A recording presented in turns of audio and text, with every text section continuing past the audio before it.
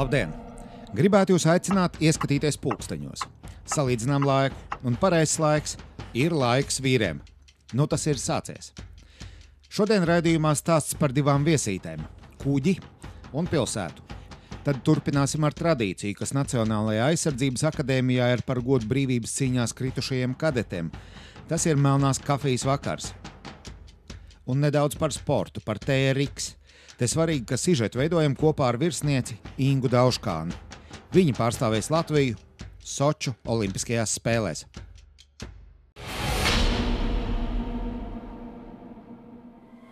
Mums Latvijā ir 5 pilsētas, kurām ir dubultnieki, un tie ir bruņoto spēku patruļu kuģi. Projekts veiksmīgi tuvojas noslēgumam, un mēs tādā kā sižetu ciklā vēlamies pastāstīt par brīvības cīņu notikumiem, kuru nozīmība likusi dot kuģiem tieši šo pilsētu nosaukumus.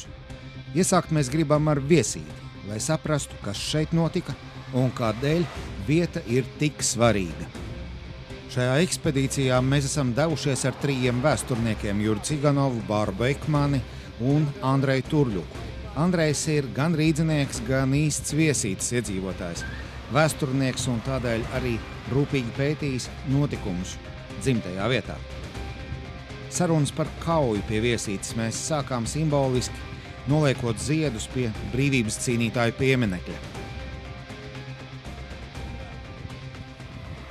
Tā kauja pie viesītes, arī kuģis šobrīd nosaukts viesītes vārdā. Ar ko tā kauja bija nozīmīga tam brīdim? Galvenais laikam jau būtu tas fakts, ka nebija jau tikai tā, ka Bermontiāde sākās un beidzās Rīgā. Bija lokālas kaujas visās vietās, tas parādīja tautas, armijas apņēmību cīnīties pret Bermontu karaspēku. Un tā bija arī nozīmīgākā kauja Sēlijā. Pēc karojošo skaita, pēc trofeju skaita, kritušo skaita. Un līdz ar to arī tika nogriezts ceļš tālāk uz Sēliju, vārds leģionam, Bermontu vārds leģionam. Un ar to tika parādīta tautas apņēmība, apņemšanās cīnīties par brīvību. Bermontu karaspēks nāca no Jelgavas. Šeit viņi pagrieza pa kreisi uz viesīti. Tālākā doma bija nokļūt līdz Daugavai. Tur ir pārceltuve no Jēkabpils uz Krustpili, un tad jau viņiem būtu atvērts ceļš uz Daugavpili. Vai arī ieiet mūsu karaspēka aizmugurē pie Rīgas. Bermontu karaspēks nāca no Neretas puses. Šis ir vecais un vienīgais ceļš, kas nāca no Neretas puses. Un Eķengrāvis komendants ar savu salasīto nodaļu. Tātad šeit viņu sagaidījām. Domājot pragmatiski un reāli, būtu pareizi saprast, ko toreiz nozīmēja Bermontu karaspēks. Gan Latvijas armijai, gan Bermontam bija aptuveni vienlīdzīgs. Vienlīdzīgs, jā, bet lieta ir tāda, ka Bermontam bija krietni labāki bruņojums, tehniskā ziņā. Tas attiecās tieši uz Bermonta vācu spēkiem. Jā, viņam bija arī šie krievu vienības, bet krievu vienības, kuras parasti nostādīja priekšā, lai parādītu, kas ir krievu karaspēks, viņas pēc tā laika atzinuma, arī pēc aculiecinieku stāstiem bija tāds diezgan kaujas nespējīgs, jo tie bija krievi no karagūstekņu nometnēm, kur īsti karot negribēja un kur īsti nesaprata, ko viņi te dara. Vācu pusē savukārt tur bija salasīti dažādi cilvēki, tie bija tā saucamie vācu leģions, piemēram, pārsvarā sastāvēja no freikorpiem, kurās cilvēki nāca karot brīvprātīgi. Dažādi motivācija vadīt nauda, bezdarbs, arī ideiskie droši vien, ka bija piedzīvojumi meklētāji. Jo bija jāsaprot, ka šie cilvēki, sevišķi tie, kas bija jau 5-6 gadus karojuši lielajā Pirmajā pasaules karā, viņam atgriežoties Vācijā, kur bija bezdarbs, kur bija sagrauta ekonomika, viņiem darīt īsti nebija ko, un viņiem karš bija vienīgā iespēja izdzīvot. Skaidrs, ka bermontiešus pie viesītes nesagaidīja kāda regulāra Latvijas armijas vienība. Tie bija patriotiski un ātri mobilizēti vietējie iedzīvotāji.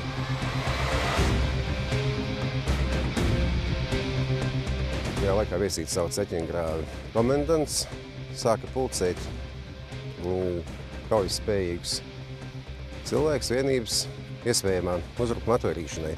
Jo viņa rīcībā toreiz faktiski karavīri pat nebija. Jo 19. gada augustā bija dibināta aizsargu nodaļa, bet ar 65 vīriem sastāvēja 66, skaitļi atšķirās. Bet vēl daži mēneši pēc Bermonta uzbrukuma atsišanas šīs aizsargu nodaļas rīcībā bija tikai, es pareizi atceros, 3 plintes un 7 medību ieroči. Līdz ar to tas nebija nekāds nopietns spēks, un viņš tāds sāka rīkoties. Pirmais, ko viņš izdarīja, palūdz biržu komendantam, biržu iecirkņu komendantam atsūtīts palīgspēks, un kā biržu komendants atcerās, viņš atsūtīs 30 kaujas spējīgus vīrus Veķengrāvas komendanta rīcībā. Birži tā ir Lietuva? Nē, birži, tas ir, te ir birži mūsu un birža ir Lietuvā arī. Un 11. oktobrī, kad šeit notika pirmā sadursme Bermonta karaspēka vienība neliela 7 vīru sastāvā, bija skaidrs, ka visticamāk tiešām šis uzbrukums notiks, un tad viņš sāk aktīvāk rīkoties. 12. oktobrī viņš nosūtīja, kas ir diezgan, manuprāt, unikāls fakts, Rokišku, tādu Lietuvas pilsētas komendantam, telefonogrammu lūdzot, lai atsūt 40 vīru nodaļu palīgā cīņai, kā viņš rakstīja, pret kopīgu ienaidnieku. Un interesanti, ka Rokišku komendants arī atbildēja viņam 13. oktobrī, ka viņš nosūtīs 50 vīru nodaļu ar ložmetēju vienu, un, ja viņi parādās Veķengrāves apkārtnē, lai nebūtu domstarpība vai kaut kāda nejauša sadursme, viņi visi ir tērpti Lietuvas armijas formas tērpos. Tas ir tāds interesants fakts, zinot... Lietuviešiem bija armijas formas tērps. Tajā laikā jau, jā. Tā viņš jau raksta, un kas interesanti, ka tajā laikā, zinot Lietuvas valdības neitrālo nostāju, tajā laikā šajos notikumos, iespējams, ka tā bija Rokišu komendanta privāta iniciatīva sūtīt palīgā, bet kauja aprakstā un nekur nav minēts, ka viņi arī būtu piedalījušies kaujā. Un plus, tā, ka viņa rīcībā bija tikai šie 30 atsūtītie vīri no biržu komendantūras. Viņš savāca vēl 50 vīrus, kuri sāka dežūrēt 13. oktobrī Veķengrāvē no tuvākajiem pagastiem, tuvāko pagastu aizsargu nodaļām. Tātad Vārnava, tagad toreizējā Vārenbruka, Sauka un citiem pagastiem. Un plus 13. oktobrī viņš sazinājās ar Jelgavas 3. kājnieku pulku, 3. kājnieku pulku komandieru Pulku Dombrovski, kura pārziņā bija Augškurzemes kaujas rajons, ka viņa rīcībā it kā spēku tagad pietiek, ko man darīt. Un pat neskatoties uz to, ka viņš it kā teica, ka jā, viņas rīcībā spēku pietiek, Dombrovskis 14. oktobrī no rīta atsūtīja palīgā vēl Veķengrāvas komendantam 2 vadus no 3. kājnieku pulka. Viesītas gadījums var būt ar vislielāko iesaistīto karavīru skaitu. Jā, tas ir šis te, ka tā nav tikai viena komandantūra, bet tas ir, ka komandants ir savācis kaujas spējīgu grupu no apkārtnes pagastiem un izveidojis šādu te, apvienotu grupu, kā mēs tā varētu teikt. Un tā ir, teiksim, šī skaitliski lielākā kauja, kurai tajā brīdī viņai ir tā sava nozīme šajā konkrētajā vietā, jo visas kaujas nevar būt ar 1000 karavīru. Vienmēr būs arī tomēr paliek tas, ka strateģiski tātad Bermonta karaspēks nevarēja aiziet Latvijas karaspēkam aizmugurē.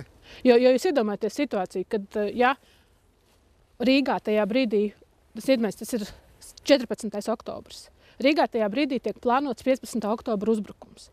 Viņu domas ir gan aizņemts ar citām lietām, un ko nozīmē, ja viņiem ir jāpārorientējas, jo parādās risks, ka ienaidnieks parādās arī aiz muguras. Tā ir pilnīgi cita kaujas situācija, pilnīgi cita stratēģija. Tomēr mums var saglabāties jautājums, kas toreiz notiek frontē kopumā. Iniciatīva bija Bermonta pusē, viņš bija tas, kurš uzbruka.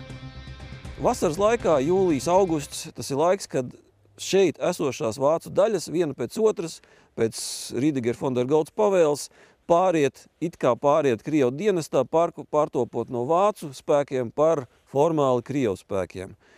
Šādā izskatā arī tika sagaidīts oktobris, 19. gada oktobris, kad Pāvils Bermonts, kā formālais šī karaspēka līderis, komandieris, patiesais karaspēka komandieris, tomēr manā izpratnē bija Rīdigers von der Goltz, viņi deklarēja, ka ar savu uzdevumu iet cīņā pret lielniekiem pie Daugavpils uzbrukt Pleskavai, tālāk ieņemt Maskavu, atjaunot monarhiju. Priekšā stāvēja, protams, Latvijas armija pie Rīgas un gar Daugavu un šeit arī Sēlijā. Tas bija pagaidu valdības kontrolētā teritorija, Latvijas pagaidu valdības kontrolētā teritorija, Latvijas armijas kontrolētā teritorija. Un Bermonts pieprasīja savu karaspēku izlaist savu Latvijas armijas rindām. Latvijas armijas vadība, protams, to nepieļauja, jo zināja šī karaspēka patiesos mērķus. Tas patiesais mērķis bija ieņemt Rīgu un pārējo Latvijas teritoriju un nodominēt šeit savu kontroli. Un rezultātā sākās šī konfrontācija, ko mēs saprotam, ko mēs šodien zinām kā Bermontiādu. Šobrīd jau zinām, kā notikumi attīstījās kopumā. Bermonts tika sakauts. Kauja pie Viesītes kļuva par svarīgu pagriezienu punktu. Kā daudziem notikumiem arī tai bija skaitliski lielumi. Trofejas bija 6 pajūgi, vienkārši iekāņi raksta, 2 jūgu parjūgi, tālāk zirgi 11, bija 19 gūstekņi. No Bermonta puses arī 4 kritušie bija. 4, 2 smagi ievainoti un 2 viegli ievainoti, kur laikam tika ārstēti pēc meķengrāvēja, vismaz tā par spries pēc telefonogrammas. Uzsveic, ka 1 lauku ķēķis tika iegūts, 3 vieglie ložmetēji. Ja zinot, ka Latvijas armijā ložmetējiem nebija īpaši situācija laba, tad tas ir vērā ņemams iegūms. Tāpat vairāk nekā 50 patronu kastes ložmetējiem, 22 rokasgranātu kastes un, kā komendants raksta, daudz karabīņu un plintes vēl nav zināms cik. Tāda laika vēl skaitīja. Tas no tāda materiāla viedokļa. Un vai ir kaut kāda tad ziņa, cik no mūsu puses bija karavīru un cik no bermontiešu puses? Nu, skaitot aptuveni tā, cik tika sūtīts no Jelgavas kājnieku pulka palīgā, cik tika sūtīts no biržiem, cik savāca pats komendants, nu vīri varēja būt ne mazākā 100. No Vācas puses, vismaz pēc tam telefonogrammām, ko sūtīja pirms kaujas vēl komendants savai vadībai, nu arī ne mazāk 80, jo vienā viņš min tādu ciparu telefonogrammā. Tagad atgriezīsimies pie tā, ar ko sākām stāstu par kauju pie Viesītes. Pie pieminekļa, kas te uzstādīts 30. gados. Tēlnieks zināms, tas tātad būtu Vilhelms Reis, kas izgatavo šo pieminekli Kuravu fabrikā Rīgā, veidot viņš somu granītā, bet, kas ir meta autors, nu, ir aizdoms, kas varētu būt Voldemārs Jēkabsons. Pazīstams tēlnieks jau 30. gados, arī pēckara periodā Padomju Latvijā. Tas ir granīts, ja? Tas somu granīts. Somu granīts, tātad vests un tātad tajā laikā diezgan dārgs. Jā, un tika veidots pēc tautas saziedotajiem līdzekļiem, kā tajā laikā bija pierasts. Aizsargi piedalījās un vietēji iedzīvotāji. Ir kāda ziņa par to, kas uz pieminekļa, vai tā sižetiskā līnija, ja vienkārši tāda skaista dekoratīva elementi? Nu, sižetiskā līnija faktiski ir tāda Latviju karavīrs veids uzvaras sveic sauli, ar uzrakstu brīvība, tautas dzīvība, un paskaidrojošā puse ir otrā daļa. Otrā pusē. Jā.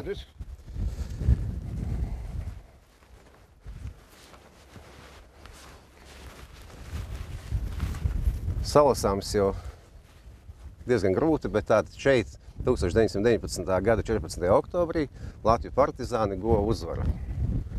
Un, ja ieskatās tā vērīgāk, redzams, ka šeit ir tāds kā skrāpējums.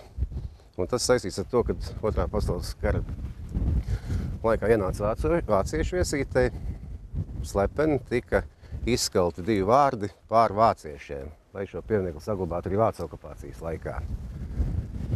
Tur mēs redzam pieminekli, par kuru šodien ir stāsts, un brīvības cīņām, un aiz muguras vēl viens piemineklis. Faktiski varētu teikt, ka šis piemineklis varētu būt arī kā piemineklis 20. gadsimta Latvijas vēsturei. Sākot ar brīvības cīņām, pēc tam nāca Vācu okupācijas laiks, kad tika izdejas no pieminekļu vārdi pār vāciešiem.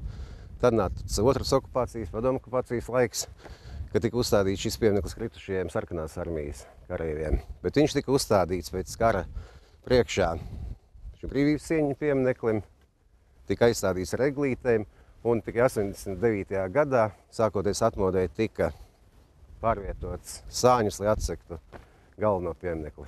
Ja mēs runājam par to lielo ieguvumu no šīs kaujas un kāpēc šī vieta, Viesīte, tiek uzskatīta par vienu no tādiem atslēgas punktiem toreizējās brīvības cīņās, tad kā jūs to raksturot? Kāpēc? Kas te bija? Kas bija tas notikums? Es domāju, ka vairāk tas tāds psiholoģiskais moments, tas patriotisms, un arī no militārā viedokļa tas arī nav patīkami, ka varbūt likās Bermonta karaspēkam, ka tā būs pasteiga. Tomēr visās vietās viņi tika sagaidīti ar kaujām. Tas arī psiholoģiski varēja būt, ka grāva tomēr šīs vienības plus. Jā, šis patriotisms. Pie cilvēki nāca un cīnījās un guva uzvaras un zināja, par ko cīnās, par savu valsti.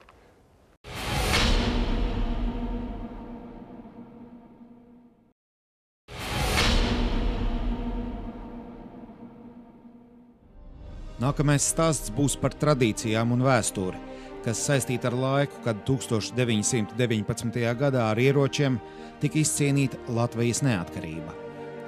Nacionālā aizsardzības akadēmija dibināta 1992. gada 13. februārī.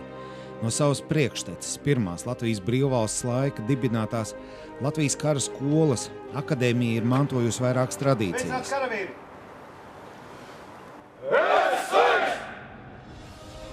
Pazīstamākā no tām ir Melnās kafijas vakars. 1919. gada 3. oktobrī bija jāsākās mācībām kara skolā, bet to izjauca Bermonta armijas uzbrukums Rīgai. Kaujās tika iesaistīti visi kara skolas kadeti. Viņi ar savu drosmi izcēlās cīņās pie Daugavas tiltiem, Rīgā un Vareļos pie Jelgavas. Šajās kaujās dzīvību zaudēja 14 kara skolas kadetu. Pēc Bermonta armijas sakāves 30. novembrī kadeti atgriezās kara skolā.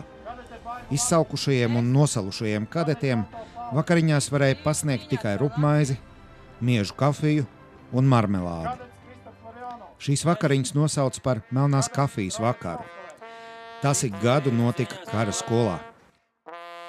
Nacionālā aizsardzības akadēmija ir atjaunojusi tradīciju 30. novembrī vakar jūnas laikā izsaukt arī 14 kritušo kadetu vārdus.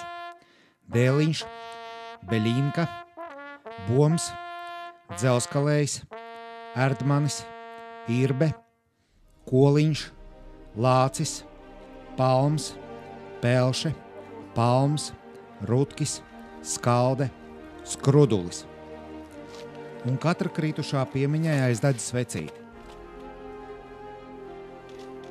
Pasākuma laikā gada labākajam akadēmijas absolventam tiek pasniegts Latvijas armijas ģenerāļa Lačplēša ordeņa kavaliera Mārtiņa Hartmaņa goda zobens. Šo tradīciju ir iedibinājusi ģenerāļa meita, izcila kultūras darbiniece un dzejniece Astrīda Ivaska. Es pasniedzu jums šo zobenu mana tēva piemiņai un ar mana brāļa Jura Hartmaņa sveicieniem. Nesājiet to godam, kalpojot Latvijai.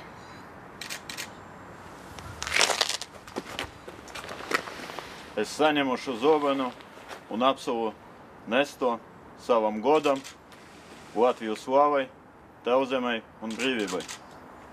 Šogad ģenerāļa Hartmaņa godu zobenu saņēma par labāko akadēmijas absolventu atzītais leitnants Staņislavs Kapustins.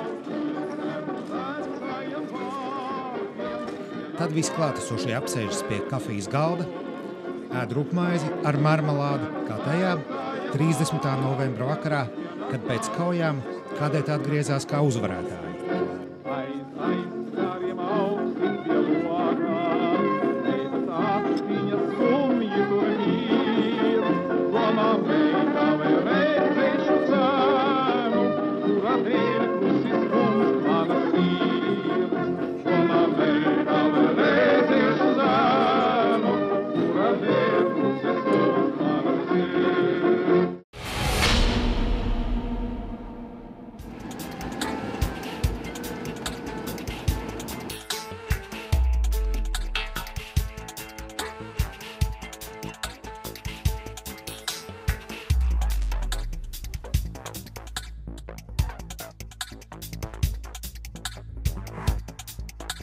Karavīriem ir nepieciešamība pastāvīgi uzturēt sevi fiziskā formā.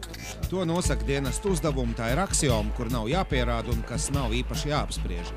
Dienesta laikā īpaši starptautisko operāciju rajonos gadās vietas, kur nav iespējams skriet, spēku un izturības uzturēšanai lietot dažādus vingrojumu kompleksus, atspiešanos, pietupienus, presī un tā tālāk. Tomēr ir vēl viens šobrīd moderns vingrošanas veids, kas īpaši iecienīts ASV armijā, bet kādu laiku tas jau pazīstams arī Latvijas karavīriem, kas diena Afganistānā. Tas bija misija Afganistānā, un tad viens amerikānis bija kopā ar mums uz uzdevumu, un tad viņš vingroja ar tādu līdzīgu kā TRX, un tad mēs tam viņu noskatījāmies un paši uztaisījām paštaisīto, kur izmantojām rokturus no gultas galvu, nozāģējām un paši siksnu vietā bija vienkārši virvis. Viņas nebija regulējums, protams, bet pamatu vingrinājumus elementus varēja taisīt apstākļos, kur nav pieejama zāle. 40 minūtes smaga darba un tu esi kondīcijā. Karavīra šņoris var piestiprināt pie jebkā – tanka stobra, durvīm, koka stumbra un uz priekšu. Šādu šņoru sistēmu var izveidot arī pats, bet tā nebūs tik civilizēta. Arī vingrojumu skaits būs ierobežots, bet pats princips saglabāsies. Tiek rēķināts, ka iespējamo vingrojumu skaits ir kādi 300. Vienā treniņā, kas ilgs 45 minūtes, izmanto orientējoši 25 vingrojumus. Tā kā slodzes izvēlei un muskuļu grupu noslodzei variācijas ir. Tas maz laika prasa to uztaisīt, un to praktiski jebkurā vietā var darīt, kur divas lietas, kas ir svarīgas laiks. Ja tas ir maz pieejams, tad šeit mēs ietaupām laiku, vienkārši jebkurā vietā vingrojot, un otrs ir tas, kad nevajag nekādu zāli. Amerikas Savienotajās valstīs cilvēks, kas izdomāja šo sistēmu, ir Rendijs Hetriks. Viņš ir atvaļinājies profesionāls ASV jūras kājnieks. Treniņa sistēma attīsta lokanību, spēku izturību, īpašu stabilitāti un dziļo muskulatūru. Uzlabojas arī locītavu stabilitāte, stāja, samazinās traumu risks. Veicot pat vienkāršus vingrinājumus, ir jānotur ķermeņa poza un stabilitāte, kas savukārt liek darboties dziļajai muskulatūrai. Tādēļ treniņš ir īpaši efektīvs. Tikai vien ar šīm siksnām principā var nodarbināt visu savu augumu un izmantojot vienkārši savu svaru, protams, atsvaru augšā, kur mēs varam iekārt to visu, vai tas ir koks vai vienalga kāda konstrukcija. Sākotnēji sistēma tika radīta ASV jūras flotes karavīru fiziskās sagatavotības nodrošināšanai, kad karavīrs dienesta laikā ir nošķirts no ārpasaules, piemēram, zemūdens kuģī vai tuksnesī.